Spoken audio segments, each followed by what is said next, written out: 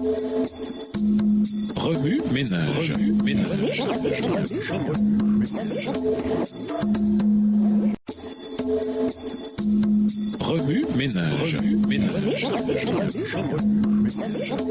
Bienvenue dans votre émission. Remue ménage. Nous voilà à la leçon de dimanche. Intérioriser, partager l'évangile avec tous. Les premiers croyants adventistes s'efforçaient d'être fidèles à la Bible dans tout ce qu'ils faisaient. Leur grande ferveur fit avancer la mission de l'Église. Poussé par le désir de voir l'Église grandir, James White publia un article dans The Review and Herald en 1852 disant que certains des frères devraient envisager de s'installer à l'ouest de l'Iowa. Plusieurs familles répondirent à l'appel et quittèrent la Nouvelle-Angleterre et New York, où se trouvait une grande communauté de croyants. Ainsi, dans les années qui suivirent, l'Église continua à s'étendre à travers les États-Unis. Le premier missionnaire partit à l'étranger en 1874. Au début, l'Église était réticente à l'idée de partir à l'étranger, mais une fois que ce petit groupe de seulement 3500 personnes s'y engagea, il fit preuve d'un dévouement remarquable pour atteindre le monde. Dans les années 1880 et 1890, des missionnaires se rendirent en Amérique du Sud,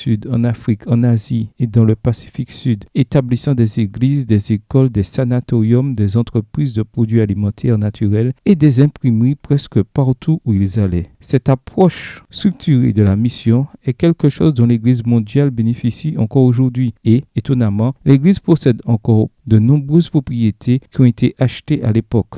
Bien qu'il s'agisse d'un travail très dangereux et que beaucoup de ceux qui sont partis ne soient jamais revenus à cause de maladies telles que la malaria ou la tuberculose, les histoires sur la façon dont l'œuvre a commencé sur chaque continent et dans chaque pays sont fascinantes et inspirantes. Ce qui a motivé cette petite église, c'est qu'elle a compris que l'évangile devait aller dans toutes les nations. Au départ, les adventistes pensaient qu'il suffisait d'atteindre les populations immigrées en Amérique pour remplir la mission de l'évangile. Avec le temps, ils ont fini par comprendre qu'ils devaient, en effet, aller physiquement vers tous les groupes de population dans le monde. Il n'est jamais facile de quitter nos zones de confort, ni de suivre l'appel de Dieu dans des régions qui n'ont pas encore été atteintes. Mais le commandement de Matthieu est simple. Allez. L'évangile de Matthieu contient plusieurs éléments qui auraient été particulièrement difficiles à accepter pour le public juif du 1er siècle. Par exemple, Matthieu est le seul auteur de l'évangile à mentionner les mages venus d'Orient, Matthieu 2, verset 1. Il met aussi en lumière d'autres croyants païens, tels que la femme cananéenne et le centurion romain, desquels Jésus a dit qu'ils avaient une foi plus grande que n'importe qui en Israël. Matthieu 8, versets 5 à 13, Matthieu 15, versets 21 à 28. L'évangile de Matthieu commence aussi par une généalogie époustouflante qui remonte la ligne ancestrale de Jésus jusqu'à Abraham. Cette généalogie comprend les noms de 4 femmes de mauvaise réputation, Tamar, Rahab, Ruth et Bathsheba. Ainsi, au tout début de cette généalogie, des trompeurs, une prostituée,